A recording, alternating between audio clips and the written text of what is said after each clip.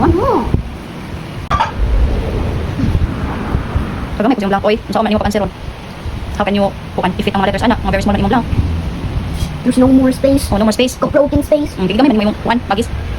Kung saan man naroon, Agoy. So, na. Basta na kay sipon na sige, basahin ang panuto. Ready? Basa. Kunan ang patlang ng si Osina. Okay, number 1. Basahin number 1. Ready, go.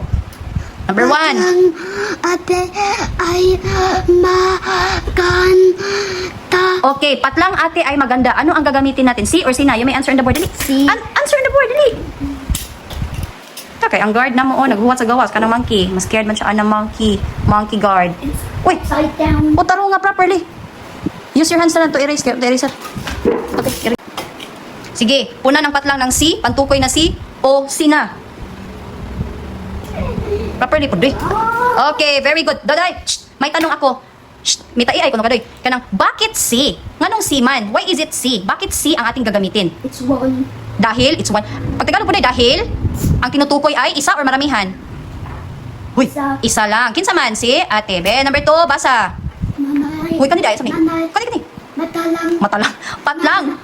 Patlang, uy, patlang. Patlang. Louder your voice. At tatay at Uy, again. mapait. Okay, patlang nanay at tatay ay mabait. Anong pantukoy ang gagamitin? Dudoy, magandang writing. Sino?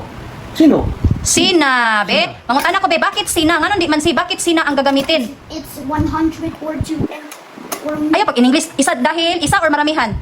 isa. Huy, isa. Nalarihan. Di ka Malarya. maramihan. Sige, Maramihan, saman, di sina, malaryahan. nanay Di at malarya. tatay. Be, number 3. Dali, basa.